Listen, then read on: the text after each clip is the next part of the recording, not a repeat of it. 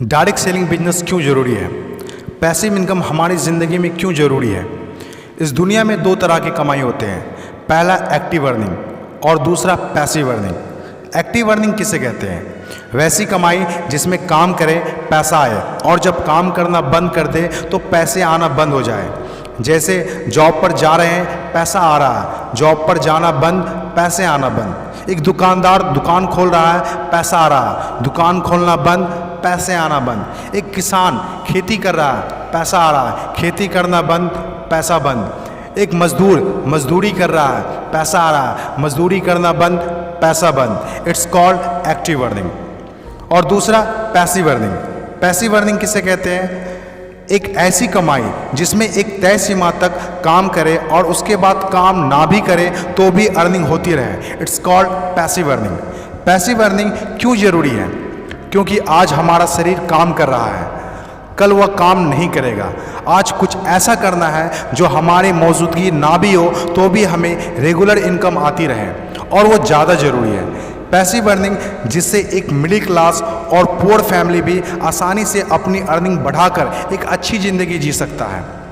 आज passive earning के तरीके का इस्तेमाल वर्ल्ड के सभी अमीर लोग, बिजनेसमैन, पॉलिटिशियन और एक्टर सभी अपने लाइफ में पैसे कमाने में करते हैं। पैसिव अर्निंग का मतलब ऐसा काम जिसमें किसी काम का रेगुलर इनकम आता रहे, जैसे रेंटेड प्रॉपर्टी, कोई मकान, बंगला या रूम को रेंट पर देने से जो पैसा आए।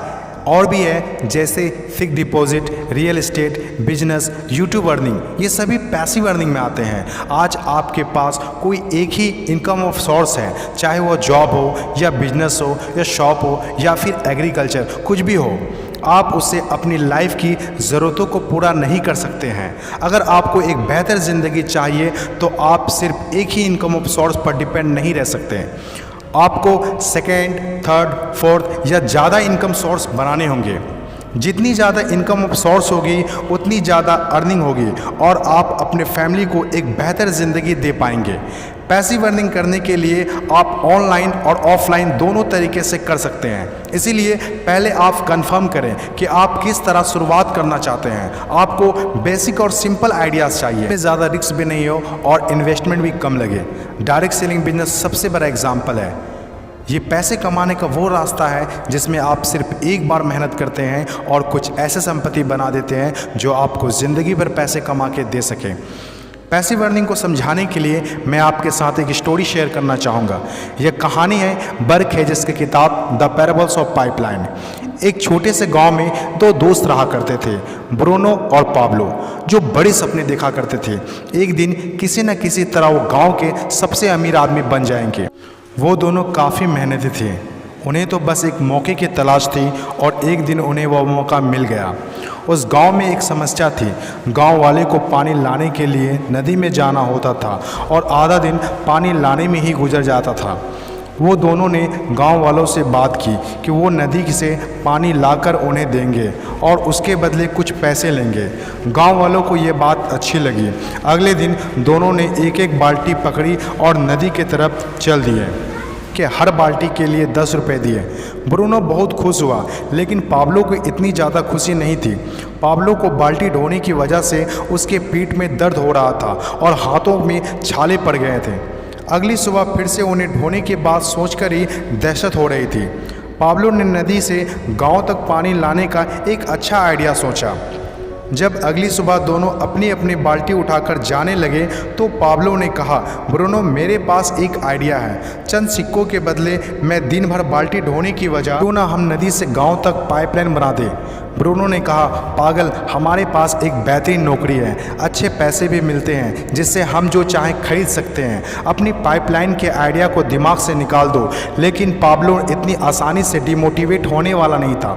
उसने अपने दोस्त को पाइपलाइन बनाने का आइडिया अच्छे से समझाया। हम लोग दिन के आधे समय बाल्टी ढोने का काम करेंगे और आधे समय और छुट्टियों के दिनों में पाइपलाइन का काम करेंगे। ब्रूनो ने पाब्लो की बात नहीं मानी। पाब्लो जानता था कि पथरीली ज़मीनों में पाइपलाइन बनाना आसान नहीं होगा, लेकिन पाइपलाइन बनने के बाद जो मिलेगा उससे वह इंस्पायर होकर काम करता रहा। जब पाब्लो अपना पाइपलाइन बनाता था तो गांव वाले उसकी मजाक उड़ाया करते थे, ये देखो Pablo the pipeline. Bruno Pablo से 2 गुना काम कर रहा था, इसीलिए वह 2 गुना पैसा भी बना रहा था। पहले कुछ महीने तो पाब्लो की मेहनत का कोई फल नहीं दिख रहा था, लेकिन पाब्लो खुद को बार बार याद दिलाता रहता कि कल के सपने आज के त्याग से ही होते हैं, और आखिर में वही हुआ जो होना था। पाइपलाइन बनकर तैयार हो गया। अब पाब्लो सोता था तो भी पैसा आता था, नहाता था तो भी पैसा आता था, खाता था तो भी पैसा आता था, वह कहीं बाहर घूमने जाता था तो भी पैसा आता था। जितना ब्रूनो ने 3 साल में कमाया था उतना पाब्लो ने 3 महीने में कमा लिया। गांव में जितना पानी बहकर जाता था, पाब्लो के जेब में उतना ही पैसा बहकर आता था। और मेरे हिसाब से direct selling business is the best opportunity. इस कहानी से हम 5 बातें सीखते हैं। पहला, विज़न का होना। विज़न सबके पास नहीं होता। विज़न जो आंखों से नहीं सोच से देखी जाती है। इस दुनिया में 5% लोग के पास ही विज़न होता है और वही इस दुनिया में कुछ बड़ा करते हैं। दूसरा, सबसे इम्पोर्टेंट, जब भी आप कुछ हट के करेंगे तो लोग आपका मजाक उड़ाएंगे, ठीक उस पाब्लो की तरह। तीसरा, लगातार काम करना। विज़न पर काम करना आसान नहीं होता है, इसमें ज़बरदस्त फोकस के साथ तब तक काम करना होगा जब तक आप उसे कंप्लीट ना कर ले। चौथा, खुद को इंस्पायर करना।